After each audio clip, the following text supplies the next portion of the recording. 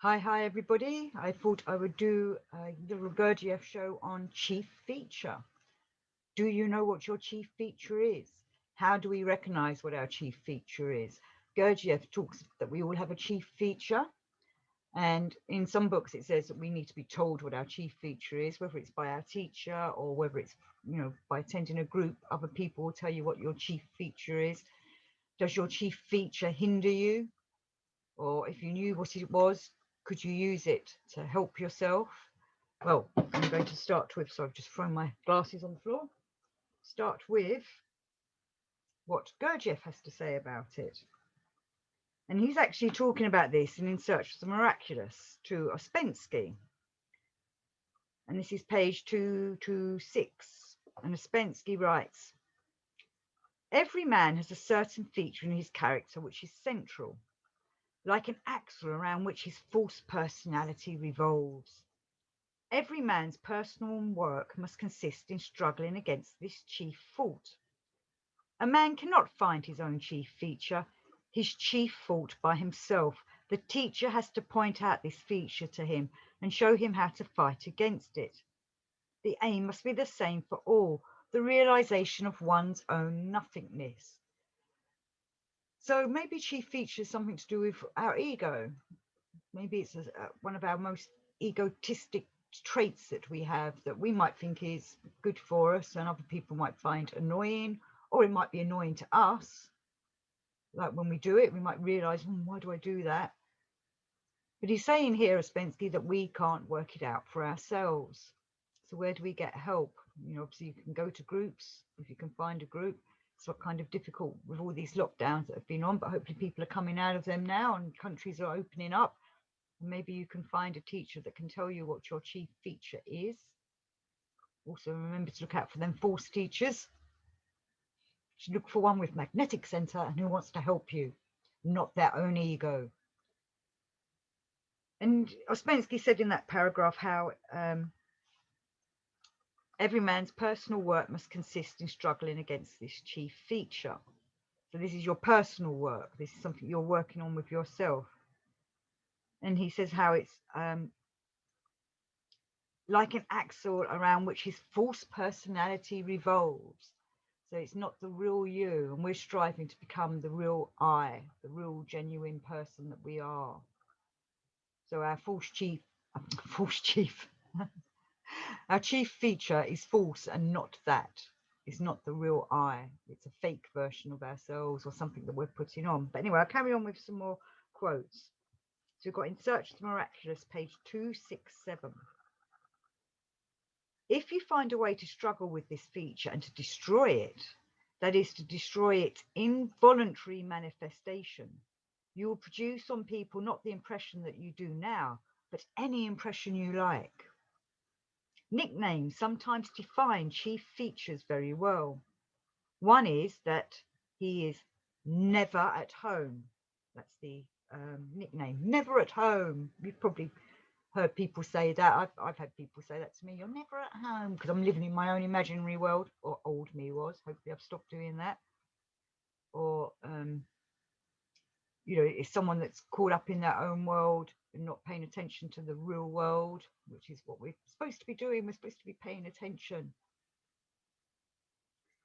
Another is he did not exist at all.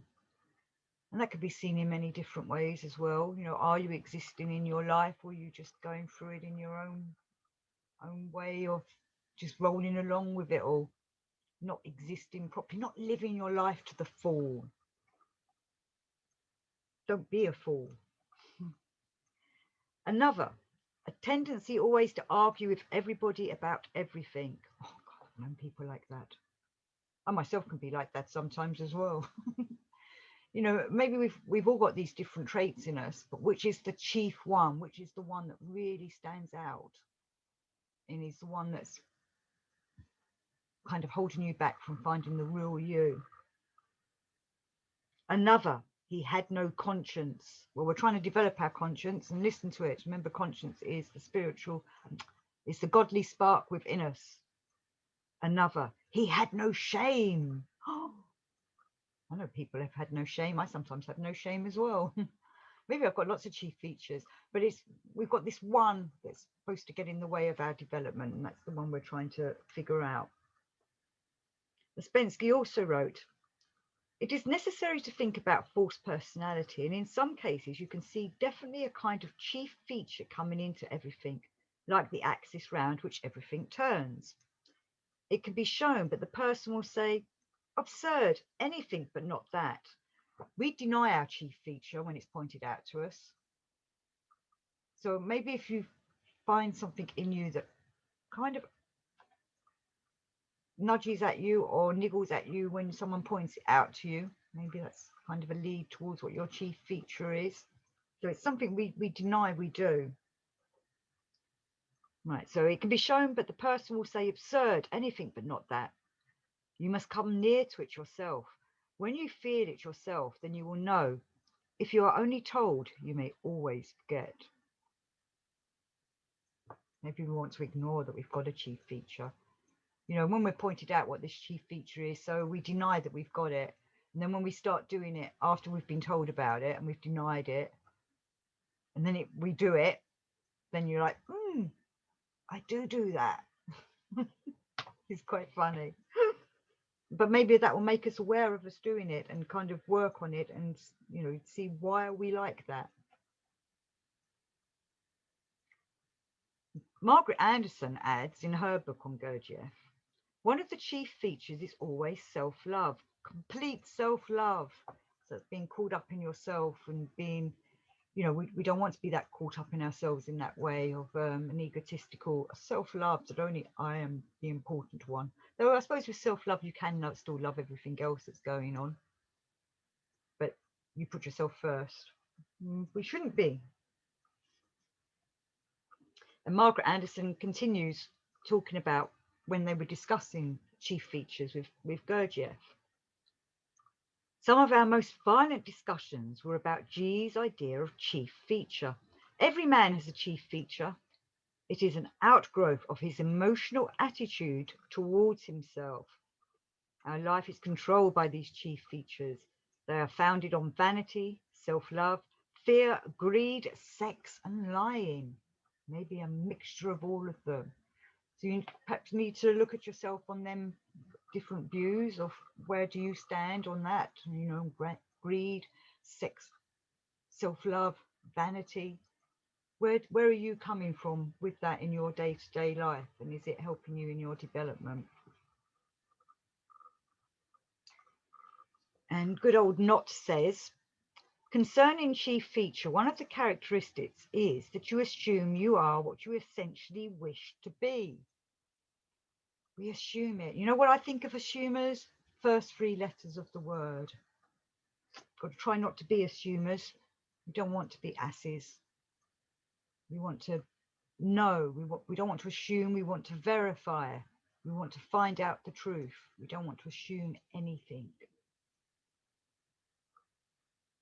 So continuing with Knott, and he's talking about Orage here. Orage's chief feature could have been, he never can say, I don't know. In his mental arrogance, he had to give an answer to every question. G told him that he was a super idiot in the negative sense. He was now being transformed into a super idiot in the positive sense, and this visit of G's had completed the change. The old attitude, I'm never wrong. Now, I may be wrong, I often am. Yet people still write about Orage breaking with G, about his disillusionment with him. Perhaps they seek relief from their own inner sufferings and emptiness by slandering someone or something higher than themselves. I don't think Knott did break with G, to be honest. I think he continued with the work. But then Gurdjieff himself used to say, when you get to a certain level, you will go off and do this by yourself. You won't need me. And Gurdjieff had a lot of respect for Orage. Though some people say it's Orage or Orage, but I've heard since, I found out recently that the playwright George Bernard Shaw used to say his name Orage in a French way, and it kind of caught on, and then everyone called him Orage. And carrying on with Knott about chief feature, Chief feature in each one of us is a key to our actions and manifestations. It tips the scales. Always the same motives, chief feature. It is like the bias in bowling which prevents the ball going straight. Always chief feature makes us go off at a tangent. It is sometimes mechanical and imaginary and is found in the emotional part of essence. Quite important that. It gives the tone pitch to the three centres and forms the pattern of our wishes. It arises from one or more of the 7 deadly sins, but chiefly from self-love and vanity. One can discover it by becoming more conscious, and its discovery being an increase of consciousness. So, words to ponder on there about finding your chief feature. Good luck with that. Maybe you'll find our chief features somehow.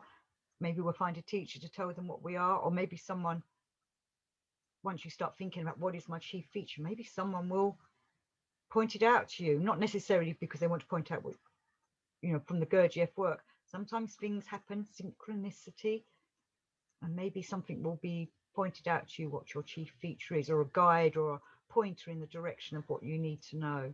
So thank you for listening, thank you for watching, and speak to you all again soon. Peace and out.